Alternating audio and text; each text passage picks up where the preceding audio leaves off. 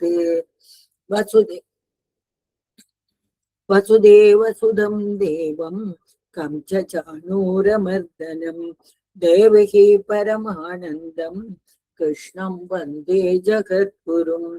பீஷ்மத்ரோணதடா ஜயத்ரதஜலா காந்தாரநீலோத்பலா சல்யக்ராகவதி கிருபேண வகனி கர்ணேன வேலாகுலா. அஸ்வத்தாம விகர்ண கோரமகரா துரியோதனாவர்த்தினி சோத்தீர்ணா கலு பாண்டவை ரணநதி கைவர்த்தக கேசவா. பாராச்சரியவசரோஜமமலம் கீதாந்தகத்தோத்கடம் ஞானாக்யானகரகேசரம் ஹரிசதா சம்போதனா போதிதம்.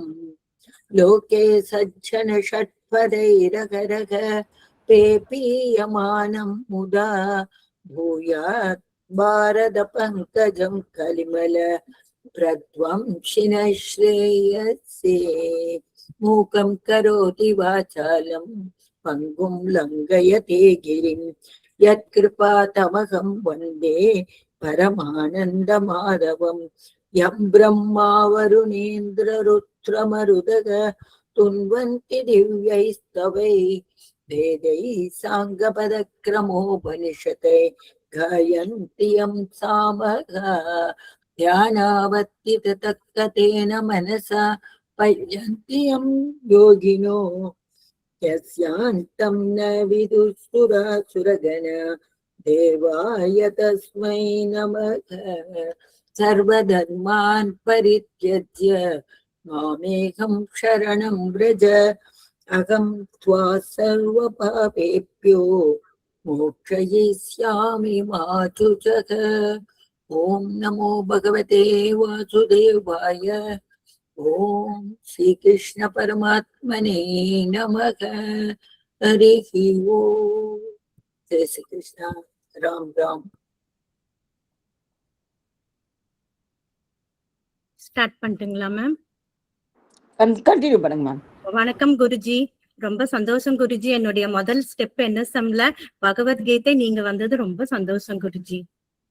எனக்கும் சந்தோஷமா. நீங்கள இவ்வளவு தூரம் எல்லாம் பண்றீங்கிறத கேட்டதுமே எனக்கு ரொம்ப சந்தோஷம். நன்றி நன்றி. இன்று 7ஆம் வகுப்பு 7 வயது NSM இன்னும் நீடித்து செயல்பட்டு நரை காண என்னுடைய வாழ்த்துக்களும் நன்றியும். இப்போது நான் கீதையும் மனித மனமும், அதாவது அர்ஜுனுடைய கேள்விகள் இருந்து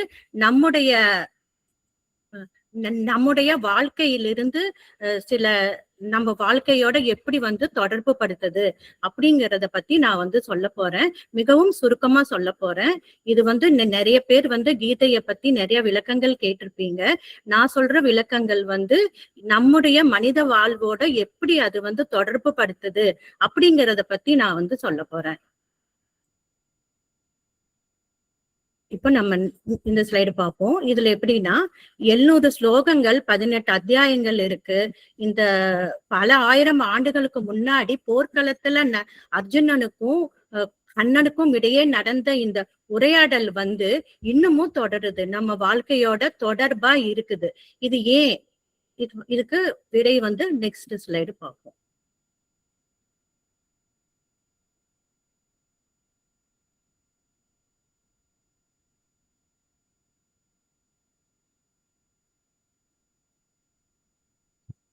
இப்ப குருஷேத்திர போர் முடிஞ்சு போச்சா அப்படின்னு கேட்டா, இன்னும் குருச்சேத்திர போர் முடியல. அது நம்ம மனசுல இன்னும் நடந்துட்டுதான் இருக்கு. அதனாலதான் கீதையோட நம்ம கீதை நம்ம வாழ்க்கையோட வழிகாட்டி நூலா இருக்கு. வெறும் பக்தி நூலா மட்டும் இல்லாம நம்ம வாழ்க்கையோட வழிகாட்டுற நூலாவும் இருக்கு. இன்னும் நம்முடைய வாழ்க்கையோட நெருங்கிய தொடர்புடையதாகவும் இருக்குது. இப்ப நம்ம முதல் அத்தியாயத்தை பார்ப்போம். அர்ஜுன விஷாத யோகம், மனச்சோர்வு அப்படின்னா என்ன? இப்ப நம்ம என்ன சொல்றோம்னா, எனக்கு இதெல்லாம் செட் ஆகாது, எனக்கு தோத்துருவோன்னு பயமா இருக்கு அப்படின்னு நெகட்டிவா நம்ம நினைக்கிறோம். இதுக்கு என்ன பண்ணலாம்? இந்த பயம் குழப்பம் எல்லாம் வந்து இப்போ இந்த 20th செஞ்சுரியில தான் வந்ததுன்னு நம்ம எல்லாம் நினைச்சிட்டு இருக்கோம். அப்படி கிடையாது. இது வந்து பல்லாயிரம் ஆண்டுகளுக்கு முன்னாடியே அர்ஜுனனுக்கு வந்தது. போர்க்களத்துல குருஷேத்திர போர்க்களத்துல வந்தது. அப்ப கிருஷ்ணர் வந்து அர்ஜுனனுக்கு பேசி தெளிவுபடுத்தினதுதான் முதலா நம்ம வந்து அந்த உளவியல் அந்த கவுன்சிலிங் அப்படிங்கிறது அப்பவே வந்தாச்சு. இப்ப நம்ம வாயில சர்வசாதாரணமா ஆங்ஸைட்டி, எனக்கு டிப்ரெஷன் எல்லாம் சொல்றோம் இல்லையா? இது வந்து அப்பவே அர்ஜுனனுக்கு வந்து அந்த பயமும் குழப்பமும் வந்து கைகால் எல்லாம் நடுங்கி அந்த வில்லாம்ப கீழே போட்டு நின்னதுதான்.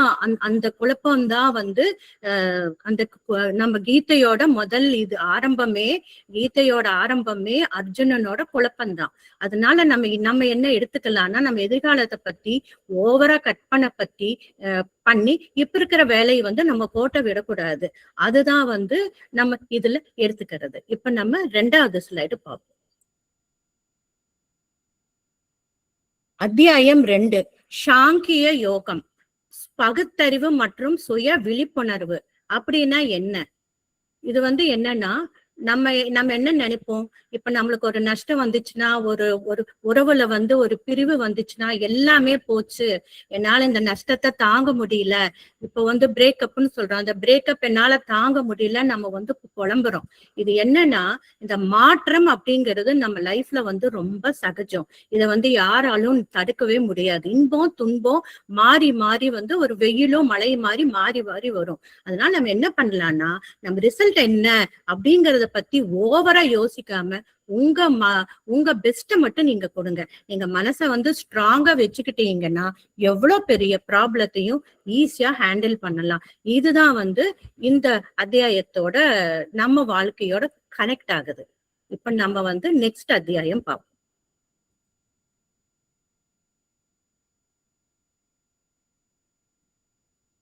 மூணாவது அத்தியாயம் கர்ம யோகம், கடமை அப்படின்னா என்ன?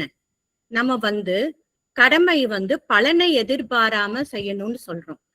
அப்ப நம்ம கிட்ட இப்ப என்ன இருக்குன்னா, இதெல்லாம் கேக்குறோம். ஆனா நம்ம கிட்ட என்ன இருக்குன்னா, ஒரு சோம்பேறித்தனம் இருக்கு. நாளைக்கு பாத்துக்கலாம், எல்லா வேலையும் நம்ம வந்து தள்ளி போடுறோம். இதுதான் வந்து அந்த கர்மயோகம் சொல்லுது. இது வந்து நான் அப்படி பண்ணக்கூடாது, நம்ம சும்மா உட்கார்ந்துட்டு இருந்தா இங்க எதுவுமே மாறாது, நான் இங்க வந்து என்ன கிடைக்கும், இத பண்ணுனா என்ன கிடைக்கும், இந்த வேலையை நான் செஞ்சா என்ன கிடைக்கும், என்ன பலன் எனக்கு கிடைக்கும் அப்படின்னு சுயநலமா யோசிக்காம உங்க கடமைய கரெக்டா செய்யுங்க.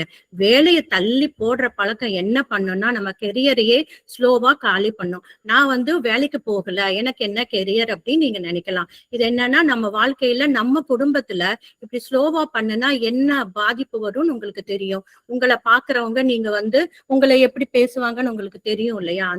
அந்த அதுதான் நம்ம குடும்பத்துல இருக்கிறவங்களுக்கு கெரியர்னு சொல்றது. மெதுவா நம்மள காலி பண்ணிரும். இன்னைக்கு நீங்க போடுற உழைப்பு தான் நாளைக்கு உங்களுக்கு வந்து கை கொடுக்கும்.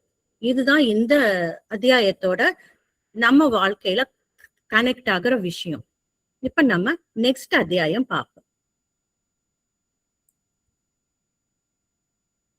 அத்தியாயம் 4, ஞான கரும சந்நியாச யோகம், தெளிவு பற்றின்மை அப்படின்னா என்ன?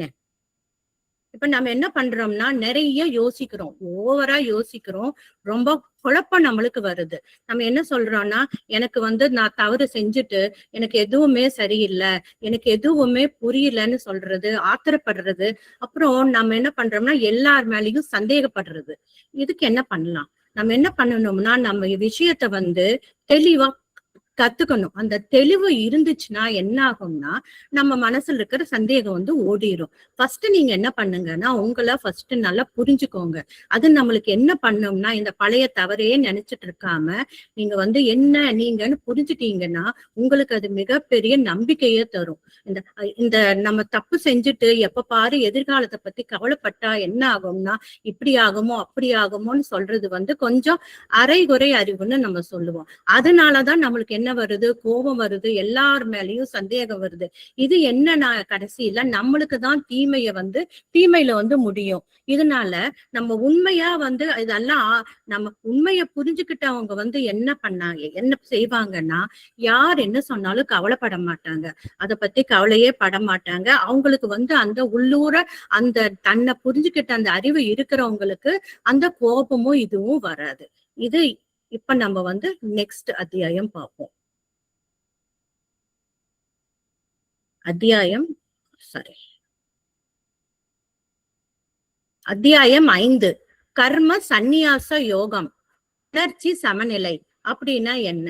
இப்ப என்ன பண்ணுவோம்னா, நம்ம மத்தவங்க கிட்ட இருந்து தனிச்சு இருக்கிறோமோ.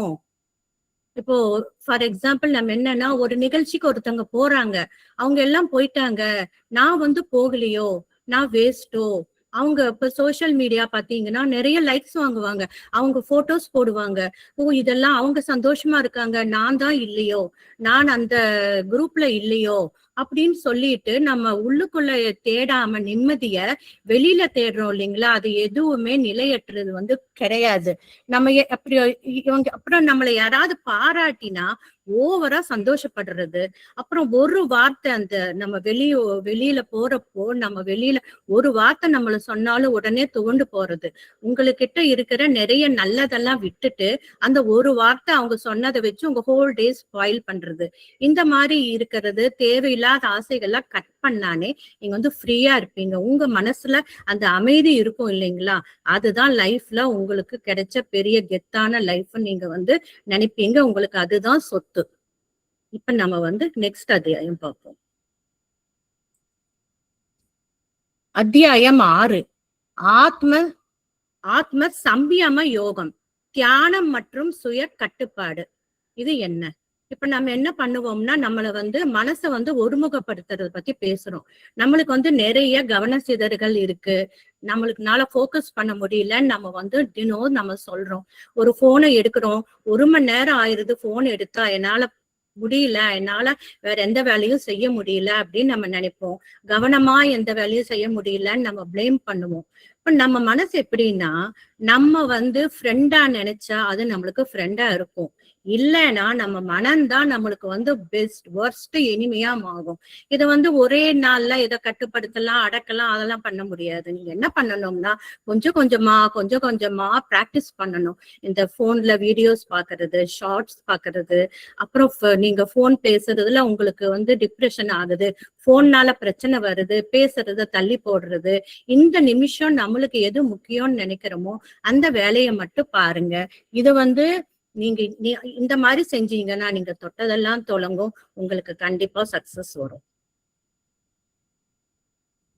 நெக்ஸ்ட் அத்தியாயம் பார்ப்போம். அத்தியாயம் 7 ஞான விஞ்ஞான யோகம், பிரபஞ்ச அறிவு அப்படின்னா என்ன? இப்ப நம்ம என்ன பண்றோம்னா, வெளியில இருக்கிற பொருட்கள், வெளி பொருட்கள் மேல அந்த வெளி மாயையில நம்ம அறிவை செலுத்தி நம்ம ரொம்ப சந்தோஷப்படுறோம், இல்லைன்னா துக்கப்படுறோம். நம்ம என்ன நினைக்கிறோம்னா, நிறைய காசு, காரு, பங்களா அது இருந்தா லைஃப்ல செட்டில் ஆகலாம், நல்ல வேலை இருந்தா போதும், அப்படி நம்ம செட்டில் ஆடான்னு நினைக்கிறோம். ஆனா அதெல்லாம் மேலோட்டமான என்ன சொல்லலாம், பளபளப்புன்னு சொல்லலாம். அதை நம்பி நம்ம ஏமாந்து போயிடக்கூடாது. அதுக்கு ஒவ்வொரு விஷயத்திலையும் ஒரு விஷயம் இருக்கு. அந்த விஷயம் என்ன, அதுல இருக்கிற ஆழமான உண்மை என்னன்னு நீங்க புரிஞ்சுக்க ட்ரை பண்ணீங்கன்னா, நீங்க ட்ரை பண்ணுங்க.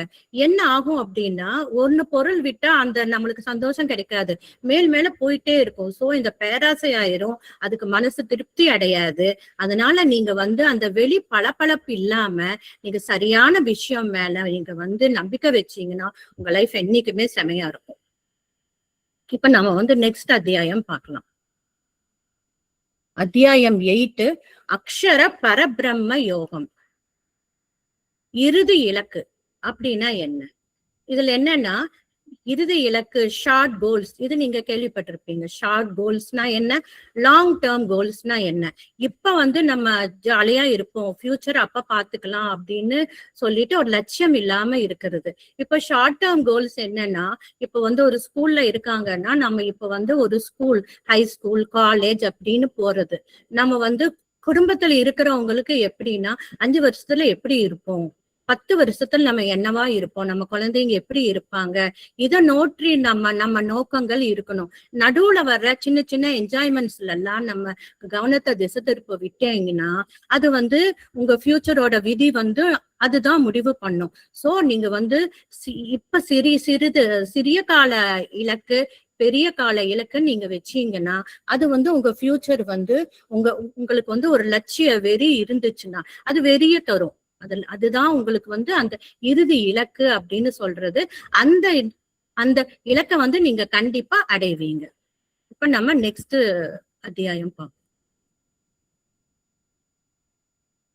அத்தியாயம் 9 ராஜ வித்யா ராஜகுஹ்ய யோகம், நம்பிக்கை மற்றும் சரணாகதி அப்படின்னா என்ன?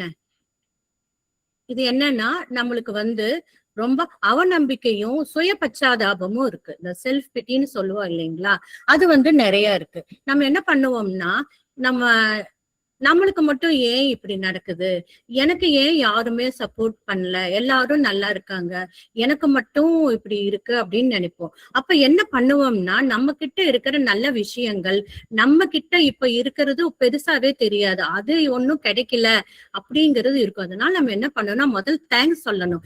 இப்ப நம்ம கிட்ட என்ன இருக்கோ அதை தேங்க்ஸ் சொல்லணும். இந்த உலகத்தை ஏற்கிற பாசிட்டிவ் எனர்ஜி மேல நம்பிக்கை வைக்கணும். நாளைக்கு என்ன ஆகும் அப்படிங்கிற பயத்தை எல்லாம் நீங்க விட்டுட்டு நம்ம கிருஷ்ண பரமாத்மா கிட்ட நம்பிக்கை வைங்க.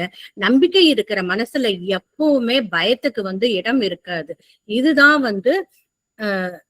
ராஜ வித்யா யோகம், ராஜகுஹ்ய யோகம் இந்த அத்தியாயத்தோட சாராம்சம் நம்ம வாழ்க்கையோட பொருந்தி வருது. இப்ப நம்ம நெக்ஸ்ட் அத்தியாயம் பார்ப்போம். அத்தியாயம் 10 விபூதி யோகம், நேர்மறை சிந்தனை அப்படின்னா என்ன? நம்ம என்னன்னா நம்மளுக்கு மட்டும் ஏன் நம்ம சில பேரை லக்குன்னு சொல்லுவோம், அவங்களுக்கு ரொம்ப லக் இருக்கு, நம்மளுக்கு இல்ல அப்படின்னு சொல்லுவோம். நம்ம அவங்களோட நம்மளும் கம்பேர் பண்ணிக்குவோம், எப்படி இப்படி இருக்கு அப்படின்னு சொல்லிட்டு ஒரு பொறாமையும் படுவோம். இப்ப என்ன பண்ணணும்னா நம்மளை சுத்தி இருக்கிற சின்ன சின்ன விஷயங்கள் எல்லாம் ரசிச்சு பழகணும். நம்ம கிட்ட இருக்கிற நல்ல விஷயங்களை நீங்க பாத்துக்கணும். ஒரு கெட்ட எண்ணங்கள் வரதான் செய்யும், அதை தடுக்கலாம் முடியாது, அதை நிறுத்த முடியாது. நீங்க என்ன பண்ணுங்கன்னா அந்த டைம் வர்றப்பெல்லாம் பாசிட்டிவ் எனர்ஜியா நீங்க ரீப்ளேஸ் பண்ணணும். அது ஒரு எனர்ஜி, ஒரு நெகட்டிவ் வர்றப்போ ஒரு பாசிட்டிவ் நீங்க நினைச்சீங்கன்னா, இப்படியே நீங்க பிராக்டிஸ் பண்ணிட்டே இருந்தீங்கன்னா உங்களுக்கு அந்த டைம் வேஸ்ட் ஆகாது. உங்களுக்கு நம்ம கடவுளோட பவரும் சூப்பர் எனர்ஜியும் நம்ம கிட்ட இருக்குன்னு நம்ம நம்பணும். அதை நீங்க நம்புனீங்கன்னா நல்ல விஷயங்களை நம்ம அங்கீகரிப்போம். இப்ப நம்ம நெக்ஸ்ட் அத்தியாயம் போவோம். அத்தியாயம் 11 விஸ்வரூப தரிசன யோகம், பிரம்மாண்டத்தை உணர்தல் அப்படின்னா என்ன? இப்ப என்னன்னா நம்ம தான் பெருசு, நான் தான் பெருசு, நான் தான் கெத்து, என்னாலதான் எல்லாம் நடக்குது அப்படின்னு நம்ம சில சமயம் தலைகணத்தோட இருப்போம். இதுல என்னன்னா நம்ம புரிஞ்சுக்க வேண்டியது, இந்த பிரபஞ்சத்துல நம்ம ரொம்ப குட்டியான ஆளுன்னு ஃபர்ஸ்ட் நம்ம ஈகோ இல்லாம ஏத்துக்கணும், அதை ஒத்துக்கணும். இப்ப என்ன பண்ணணும்னா காலம் நேரம் மாறுறப்போ நம்மளோட எந்த பவராலையும் அதை தடுத்து நிறுத்த முடியாது, சரிங்களா? அதனால என்ன பண்ணணும்னா அந்த தலைகணம் இல்லாம இருந்தா, நமக்குள்ள அந்த அகந்தை இல்லாம இருந்தாதான் நம்மளால எதையாவது புதுசா கத்துக்க முடியும். அந்த ரியாலிட்டின்னு சொல்லுவோம், என்ன நடக்குதோ அதை அப்படியே ஏத்துக்கிற மனப்பான்மை தான். இல்ல நான் இதை மாத்துவேன், எனக்கு இப்படி நடக்க கூடாது அப்படின்னு இல்லாம அப்படியே ஏத்துக்கிற மனப்பான்மை இருந்தா தான் உங்களுக்கு நிம்மதி தரும். இப்ப நம்ம நெக்ஸ்ட் சாப்டர் பார்ப்போம். அத்தியாயம் 12 பக்தி யோகம், நிபந்தனையற்ற அன்பு. இது உங்களுக்கு தெரிஞ்சிருக்கும். அன்கண்டிஷனல் லவ், அதாவது எதையுமே ஏற்பது நிபந்தனையற்ற அன்பு கிடையாது. உள்ளதை அப்படியே ஏத்துக்கிறது, உள்ளவாறே. அதாவது முதல்ல ஏத்துக்கிட்டு அப்புறமா அதை பத்தி குறை சொல்றது நிபந்தனையற்ற அன்பு கிடையாது. எனக்கு அவனை பிடிக்காது, அவன் நல்லா இருக்கக்கூடாது, அந்த மாதிரிலாம் நினைக்காம வன்மம் வச்சுக்காம நார்மலா எல்லாரோடையும் பழகுங்க. நம்மளோட லைஃப மத்தவங்களோட லைஃபோட கம்பேர் பண்ணனா நம்மளுக்கு கவலைதான் மிஞ்சும். அதனால மத்தவங்க மேல நம்ம லவ், அக்கறை வச்சீங்கன்னா கோபம் தானா குறையும். எங்க கைண்ட்னஸ் இருக்கோ அங்க இந்த மனப்பக்குவம் தானா இருக்கும். இப்ப நம்ம நெக்ஸ்ட் சாப்டர் பார்ப்போம்.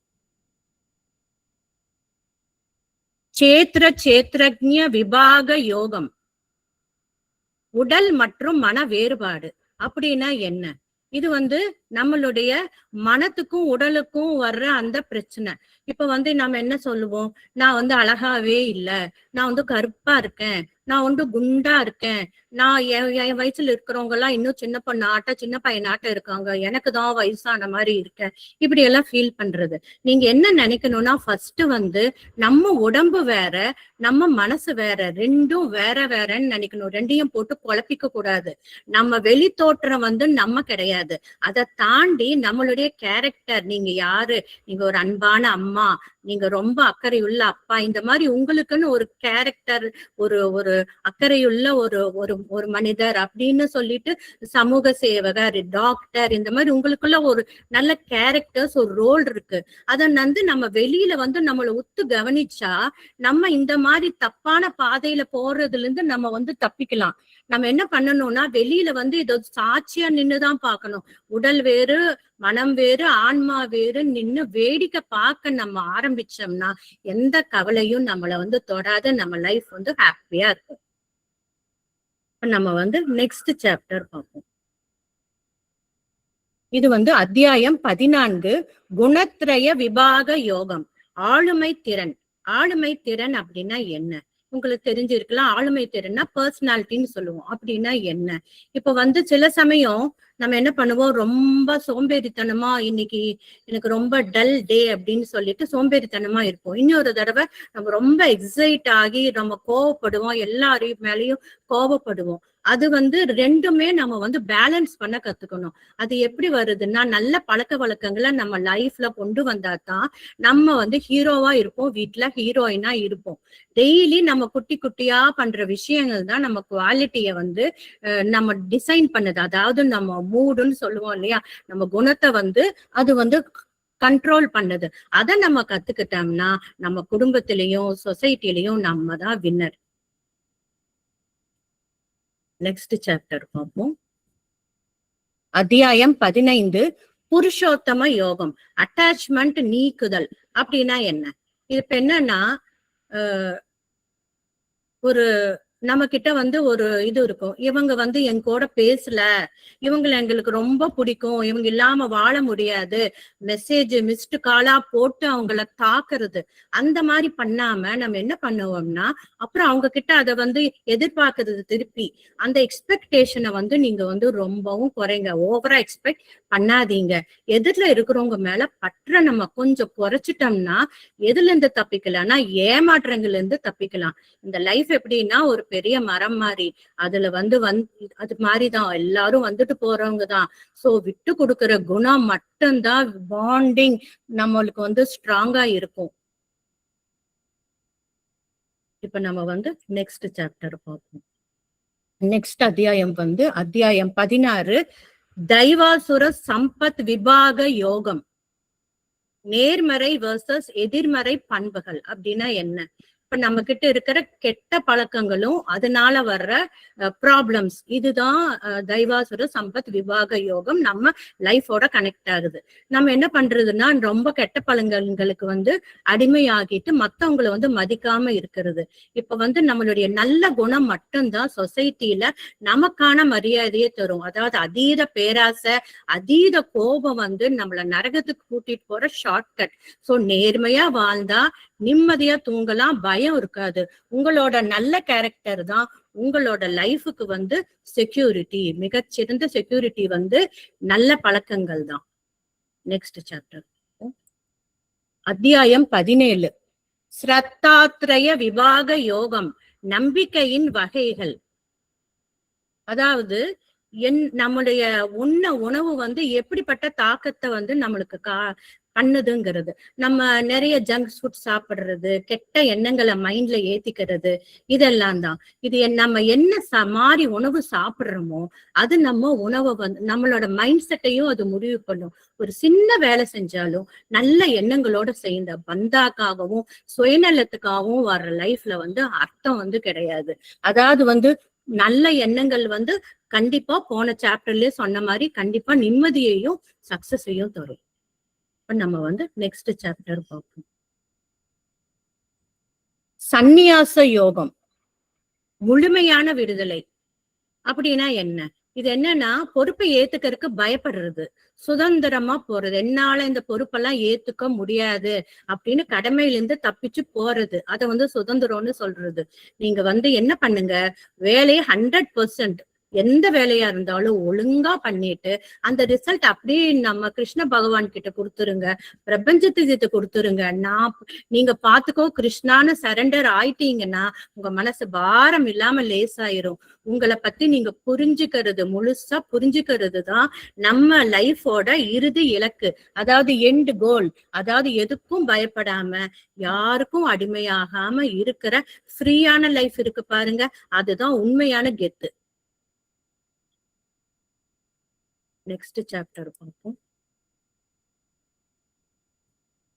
Next slide. இப்ப நம்ம என்ன தெரிஞ்சுட்டோம்னா, இந்த சவால்கள் வந்து வெளியில கிடையாது, நம்மளுடைய பார்வையில தான் இருக்கு. இதுதான் கீதை வந்து நம்மளுக்கு வந்து வாழ்வியல் கோணம்னு காமிக்குது. இது கீதை வந்து மனக்குழப்பம் அர்ஜுனருக்கு வந்தது இல்லைங்களா, அதுதான் வந்து கீதையோட துவக்கம். அந்த மன தெளிவு கிருஷ்ணருக்கு வந்தது. முதல் கவுன்சிலிங்கே வந்து கிருஷ்ணர் வந்து அர்ஜுனர் கிட்ட பேசினதுதான் அது முதல் கவுன்சிலிங்கா எடுத்துக்கலாம். அந்த ஆங்ஸைட்டிங்கிறது இப்ப வந்தது இல்ல, அப்பவே அர்ஜுனனுக்கு நம்ம வந்தாச்சு, இன்னமும் நம்ம வாழ்க்கையோட பொருந்துது. அதனாலதான் இந்த மன தெளிவுதான் கிருஷ்ணர் வந்து அர்ஜுனனுக்கு தந்த ஆயுதம். இது நம்மளுக்கும் பொருந்தும்.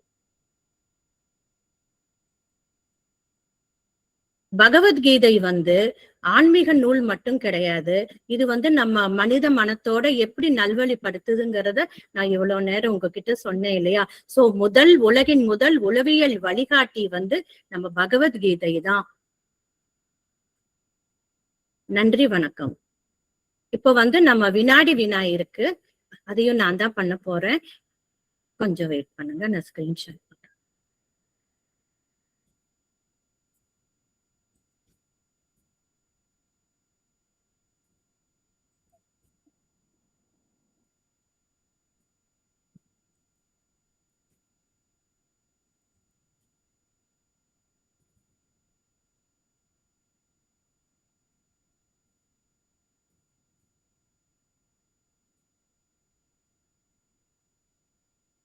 ஸ்கிரீன் தெரியுதுங்களா? S ma'am, yes ma'am.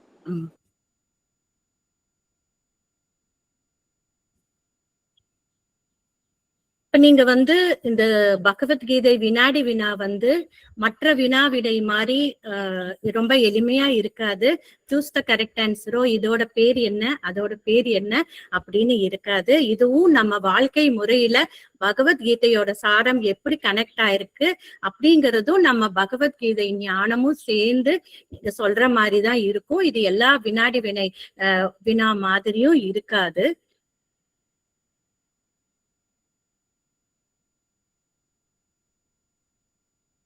சரி சரி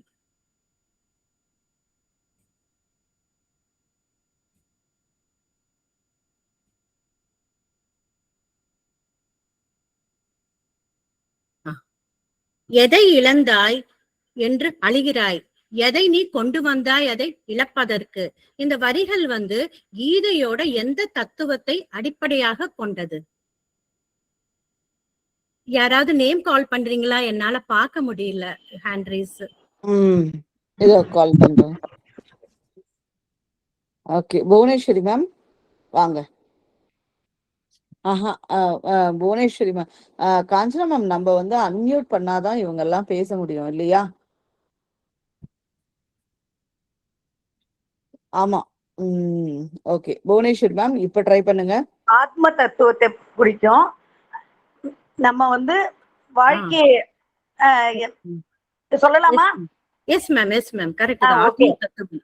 ஆன்மா வந்து எதையும் கொண்டு போகல, எதையும் நம்ம போகும்போது நம்ம எதையும் எடுத்துன்னு போக போறது இல்ல. எல்லாமே நம்ம இங்க வந்து விட்டுட்டு தான் போக போறோம். பந்தம் பாசம் எல்லாமே அதுக்கு அப்ளிகபிள் தாங்கிற மாதிரி போறதுதான் இது. Yes ma'am. ஆன்மா வந்து எதையும் கொண்டு போல, உடல் தான் மாறுது அப்படிங்கறதுதான் இது. அப்படியேதான் சோல் போக போறது. அதனாலதான் இதை வந்து சொல்றோம். நன்றி மேம், நன்றி மேம். நெக்ஸ்ட் கொஸ்டின் பார்ப்போம். வயது ஆக ஆக மனிதர்கள் வந்து தங்களோட பழைய தவறுகளை நினைச்சு வருந்துறாங்க. ஆனா கிருஷ்ணர் வந்து எவ்வளவு பெரிய பாவியா இருந்தாலும் இந்த ஒரு படகின் மூலம் துக்க கடலை கடந்துக்கலாம் அப்படின்னு சொல்றாரு. அந்த படகோட பேர் என்ன?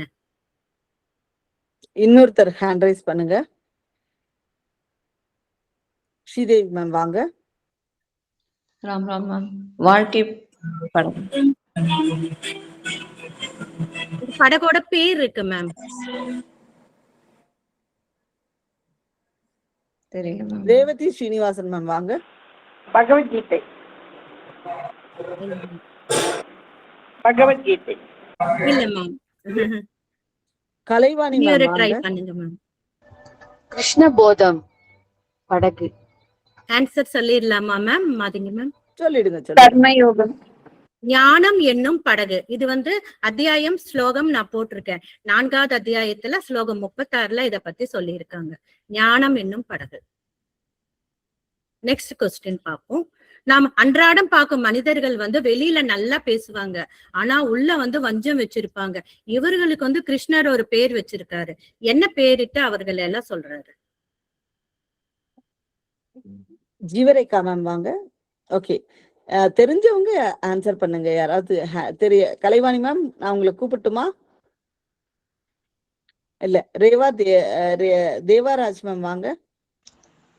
கர்மி. இல்ல மேம். Nice try. இனி ஒரு ட்ரை பண்ணுங்க. ஷோபா பாலன் மேம் வாங்க. நமஸ்காரம் மேம். பச்சோந்தி. இல்ல மேம், அது வந்து அந்த பகவத்கீதையில இருக்கு மேம், நம்ம புக்ல இருக்கு. கீதா மேம். கர்மயோகி. இல்ல மேம். மீனாட்சி மேம். மேம் கார்பன்யர் அப்படின்னு வருவாங்க மேம். சரியா கேக்கலீங்க மேம். மேம் கார்பன்யர் அப்படின்னு ஒண்ணு வரும்ல மேம், அதுவா? சரியா கேக்கல மேம். ஆன்சர் சொல்லுங்க. ஆன்சர் வந்து மித்யாச்சரன், போலி வேடக்காரன். இது அத்தியாயம் 3 ஸ்லோகம் 6ல இருக்கு.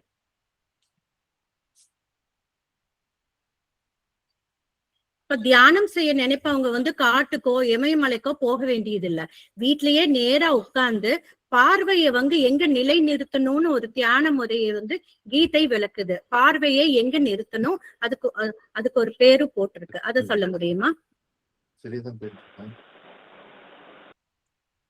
புவனேஸ்வரி மேம் தாண்டி வேற யாராவது சொல்லுங்க. மது புவனேஸ்வரி மேம் நீங்க இருங்கோல. மது சதீஷ் மேம் வாங்க. மேம் அந்த நெட் அந்த புருவத்துக்கு மத்தியில அந்த இன்னும் சொல்லுங்க. மூன்றாவது கண் அங்கதாங்க. ஆக்ஞா சக்கரா. இனி ஒரு ட்ரை பண்ணுங்க மேம். ரேவதி ஸ்ரீனிவாசன் மேம். ஆக்ஞா சக்கரா. பாதி சொல்லி இருக்கீங்க. ஆக்ஞா சக்கரா. ஆன்சர் பாத்துடலாமா மேம்?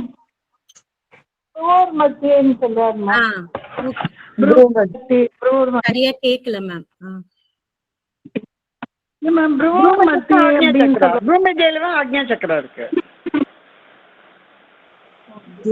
ஆன்சர் போடுங்க மேம். ஆன்சர் போடுங்க. மூக்கின் நுனியில் நாசி கிராம்ல நீங்க பாதி சொன்னீங்க இல்லையா, புருவங்களுக்கு நடுவிலோ அல்லது மூக்கின் நுனியிலோ நிலை நிறுத்த வேண்டும். நீங்க ஒரு பார்ட் சொல்லிட்டீங்க மேம். நெக்ஸ்ட் கொஸ்டின் போவோம். பகவத்கீதை வந்து சன்னியாசினிகளுக்கான நூல் மட்டும் அல்ல. இதுக்கு சான்றா கிருஷ்ணர் என்ன சொல்றாருன்னா, குடும்ப கடமைகளையும் செய்து ஞானியாகவும் வாழ்ந்த ஒரு பேரரசரை பத்தி கிருஷ்ணர் சொல்றாரு. அந்த அரசரோட பேர் என்ன? ஜனகர். சரியான விடை மேம். ஜனக மகாராஜர், சீதையின் தந்தை. கரெக்ட் மேம், வாழ்த்துக்கள். நம்ம சிறிய குறை தவறு செஞ்சாலும் பயந்துட்டு அந்த தொழில், அதாவது அந்த வேலை விடக்கூடாது அப்படின்னு கிருஷ்ணர் சொல்றாரு. இதுக்கு இயற்கையா ஒரு உதாரணமும் சொல்றாரு. இயற்கையோட உதாரணம் அது என்ன? அது வந்து மொத்தம் 2 பொருட்களை பத்தி கம்பேர் பண்ணி சொல்றாரு.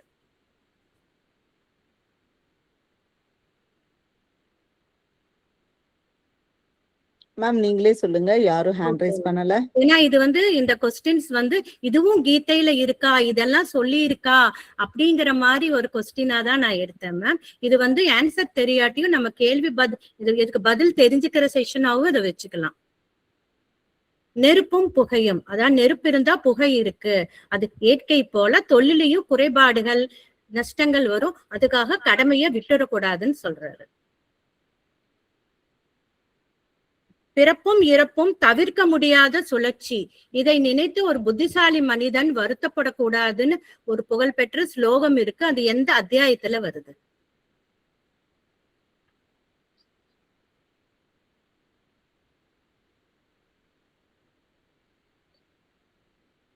ஆன்சர் சொல்லிட்டுமா? Yes ma'am. இது வந்து 2வது அத்தியாயத்துல சாங்கிய யோகத்துல இந்த ஸ்லோகம் வருது. ஸ்லோகம் 27. ஒரு மனிதனோட அடுத்த பிறவி எதை வைத்து தீர்மானிக்கப்படுதுன்னு கீதை வந்து சொல்லுது, கீதை கூறுகிறது.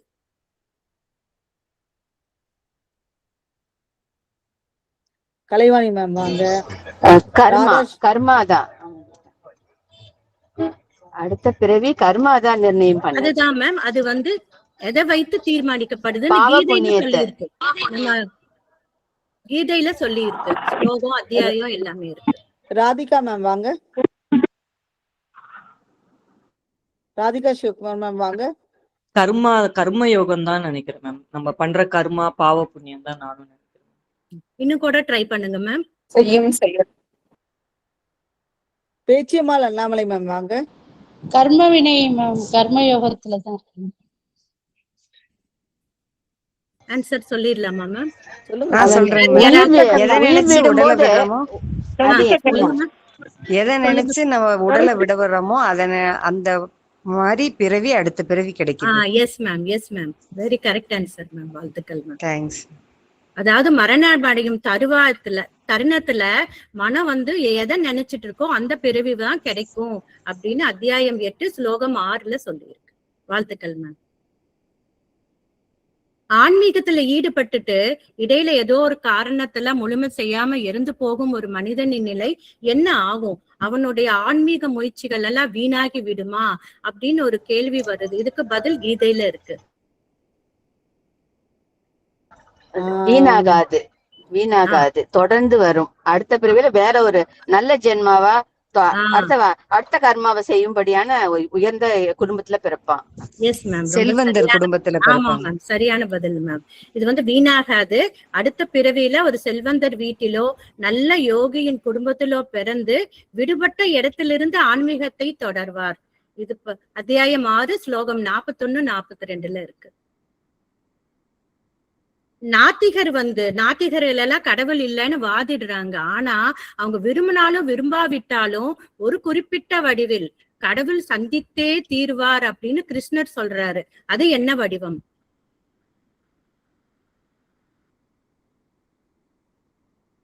சூட்சும வடிவம். நானே சந்திப்பேன்னு சொல்லி இருக்காரு. அது வேணா ஒரு க்ளூ கொடுக்குறேன். சூட்சும வடிவமா? அந்தர்யாமியா இருக்கிறது இல்ல மேம்.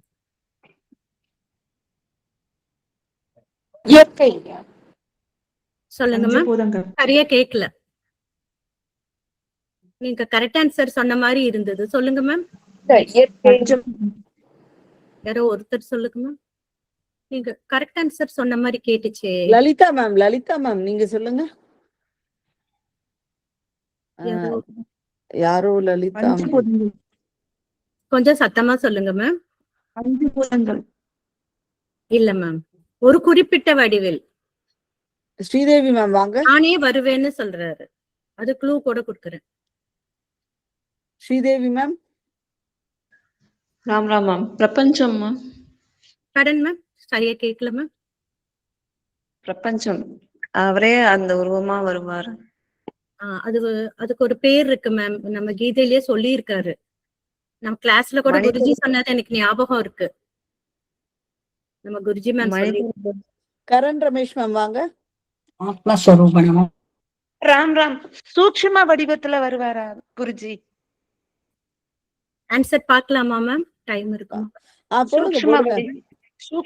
மரணத்தின் வடிவம், எல்லாவற்றையும் பறித்து கொள்ளும் மரணமாக நானே வருவேன்னு கிருஷ்ணர் சொல்லி இருக்காரு.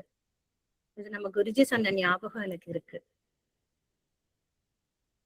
நெக்ஸ்ட் கொஸ்டின் பார்ப்போம்.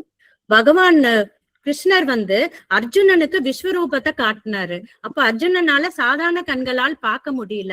அப்ப தற்காலிகமா கிருஷ்ணர் ஒரு ஆற்றலை வழங்கினார். அதன் பேர் என்ன? இது தெரிஞ்சிருக்கலாம் உங்களுக்கு.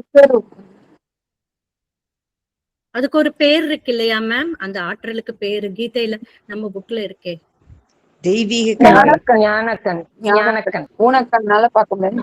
அதுக்கு ஒரு பேர் இருக்குல்ல ma'am? Correct ma'am, correct ma'am. வாழ்த்துக்கள். திவ்ய சக்ஷுஷு, தெய்வீக கண். அத்தியாயம் 11 ஸ்லோகம் 8ல அது இருக்கு. விபூதி யோகத்துல கிருஷ்ணர் பிரபஞ்சத்தில் இருக்கும் சிறந்த பொருட்கள் எல்லாம் நானேன்னு சொல்றாரு. அதுல மனிதர்கள்ல நான் யாருன்னு அவர் சொல்றாரு.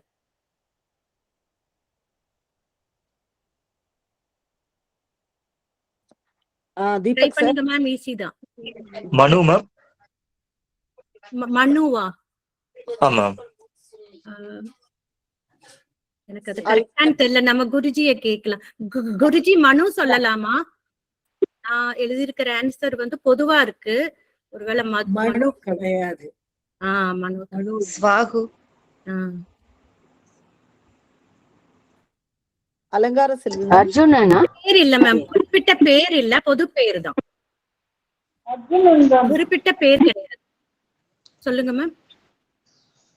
ராம் ராமன் அர்ஜுனனா மேம்? இல்ல மேம், குறிப்பிட்ட பேர் கிடையாது. மனிதர்களில் அவர் அவர் பேர் இல்லாம எப்படி சொல்றதுன்னு எனக்கு தெரியல. சாரி. அந்த மாதிரி இன்னும் வாங்க மேம். எஸ், இனி ஒரு ட்ரை பண்ணுங்க. கடமைகளை சரியாக செய்யும் சத்திரியர்களாவா? இல்ல மேம். ஆன்சர் சொல்லிடலாமா மேம்? ஆதித்யர்களா? இன்னும் யாரா ஹேண்ட் ரைஸ் பண்ணி? சாரி, எனக்கு ஹேண்ட் ரைஸ் தெரியல, அதனாலதான் கேக்குறேன். மகரிஷிகள். இன்னும் ஒருத்தர். இன்னும் ட்ரை பண்ணுங்க மேம். கொஞ்சம் கொஞ்சம் பக்கமா வரீங்க. ஆதித்யர்கள். இல்ல மேம். பரமேஸ்வரனா? இல்ல மேம், இல்ல. மனிதர்கள் தான் மேம், மனிதர்கள். ஞானி. ஞானி அது சொல்லியாச்சு மேம். அதே மாதிரி குறிப்பிட்ட பேர் இல்லாம ஞானிகள். அடுத்தது ராஜசத்திரியர் சொல்லலாமா? யாருங்க மேம்? ராஜசத்திரியர்னு. சாதுக்கள் மேம்? இல்ல மேம், ஞானி சாதுக்கள் ஒண்ணுதான்.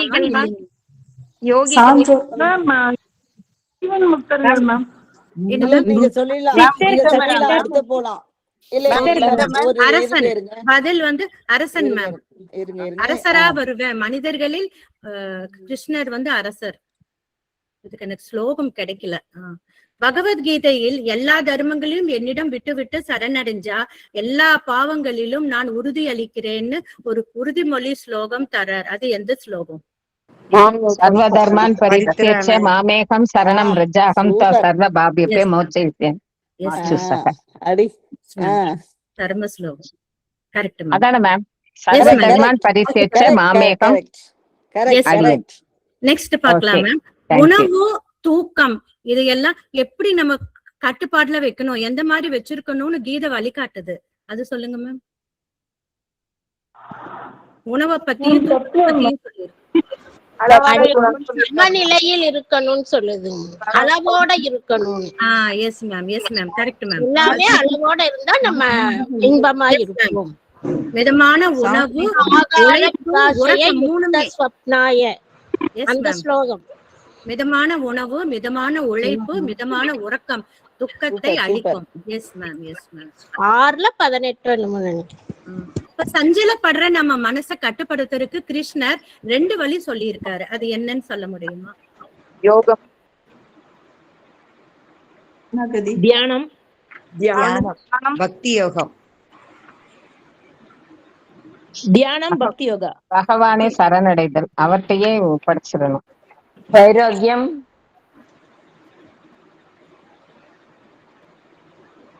இன்னும் சொல்லுங்க. சொல்லுங்க மேம்.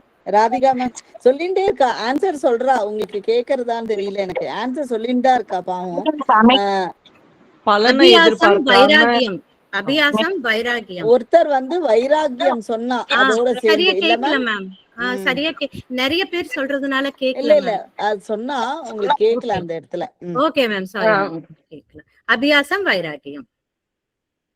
நடுத்தர வயசுல இவ்வளவு உழைப்பும் உழைக்கிறோம், வீட்டுல ஆபீஸ்ல எனக்கு பாராட்டு மதிப்பே இல்லைன்னு சொல்றாங்க. அது கீதை என்ன அறிவுரை சொல்லுது?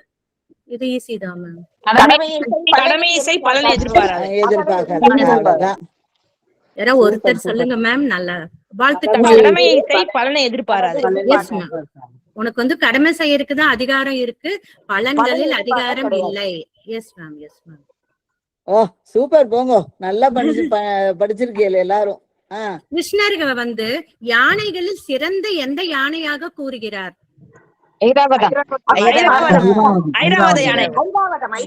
Yes ma'am. உடல்நல குன்றும் போது என்னால முன் போல தான தர்மம் செய்ய முடியல அப்படின்னு வருந்துபவர்களுக்கு கீதை தரும் எளிய தீர்வு என்ன? இது நம்ம குருஜி சொல்லி கேட்டு இது நானா எழுதின ஆன்சர் தான், கொஸ்டின் தான். இது ரொம்ப ஈஸி தான் மேம். நான் முதல்ல நிறைய செஞ்சேன், இப்ப செய்ய முடியலங்கிறதுக்கு கீதை என்ன எளிய தீர்வு சொல்லுது? பகவான் நாமத்தை உச்சரிச்சுட்டே இருக்கணும். இல்ல மேம், க்ளூ சொல்றேன். ஒரே ஒரு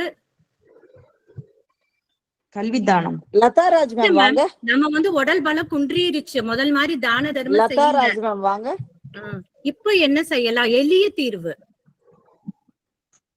நம்ம அந்தி ஸ்மரணம் தேவையில்லை, அந்திம ஸ்மரணம் தேவையில்லைன்னு சொல்லுவாங்கல்ல மேம். இல்ல மேம், எளிய தீர்வு சொன்ன தீர்வு. எதை செய்தாலும் எதை செஞ்சாலும் அவர்கிட்ட ஒப்படைச்சிடணும், அர்ப்பணிச்சிடணும். உடல் பலம் இருக்கிறப்போ ஒரு நிறைய பலன்கள் அந்த மாதிரி செய்வோம். உடல் குன்றிருச்சு, இப்ப என்ன வருகிறவங்களுக்கு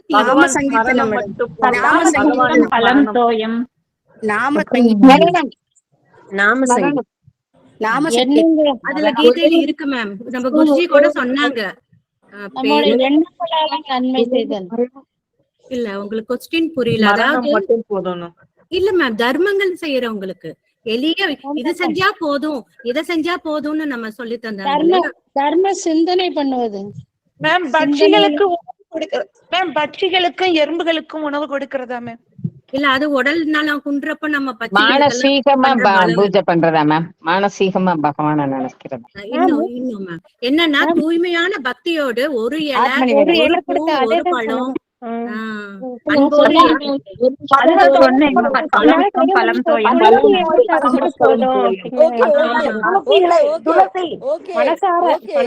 ஒரு இலை ஒரு பூ.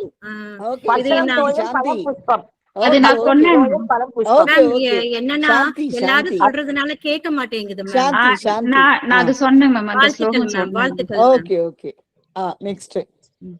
கிருஷ்ணர் தன்னை எது சிறப்பாக தூய்மைப்படுத்துவதாக கூறுகிறார்? நாம சங்கீர்த்தனம். இல்ல மேம், இது ஐம்பூதங்கள்ல ஒண்ணு மேம். க்ளூ கொடுக்குறேன். அக்னி யாகம், நெருப்பு, வாயு. Correct ma'am. அதாவது காற்று. இது எல்லாம் அத்தியாயம் 10ல ஸ்லோகம் 31ல இருக்கு.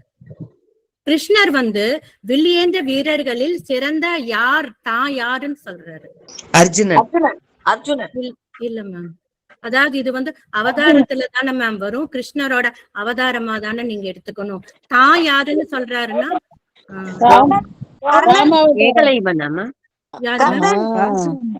இல்ல, கிருஷ்ணரோட அவதாரம் கண்ணன். Yes ma'am, Ramar. ஏன்னா சிறந்த யார் தன்னைன்னு தானே சொல்றாரு. அதாவது தன்னைன்னு சொல்றாரு பாருங்க, ராமாவதாரம். கரெக்ட் மேம், வாழ்த்துக்கள் மேம். அதே மாதிரி கிருஷ்ணர் தன்னை தேவர்களில் சிறந்த யாராக கூறுகிறார்? இந்திரன். எஸ் மேம், வாழ்த்துக்கள் மேம். சூப்பர், போங்க. கிருஷ்ணர் தன்னை மலைகளில் எந்த மலையாக கூறுகிறார்? மேருமலை.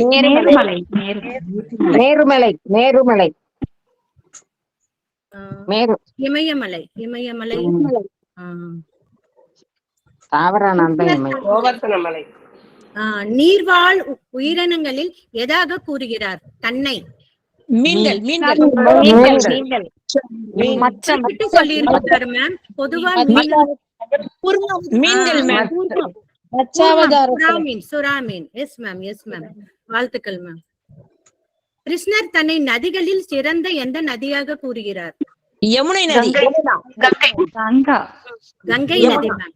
கங்கை நதி. யாரா சொன்னீங்களா மேம்? கங்கை நதி சொன்னா வாழ்த்துக்கள் மேம். அது யமுனைங்கிறதா காதல கேட்டுச்சு மேம். கிருஷ்ணர் தன்னை விலங்குகளில் சிறந்த எந்த விலங்காக கூறுகிறார்? யானை. யானை. இல்ல மேம், இல்ல மேம். சிங்கம். S ma'am, yes ma'am. வாழ்த்துக்கள் மேம். சூதாட்டம் ஆடுவர்களின் சூதாட்ட திறமையாகவும் இருப்பது யார்? சூதாட்ட திறமையும் அவரே. கிருஷ்ணர் கிருஷ்ணர் எஸ் மேம். மாதங்களில் சிறந்த மாதமாக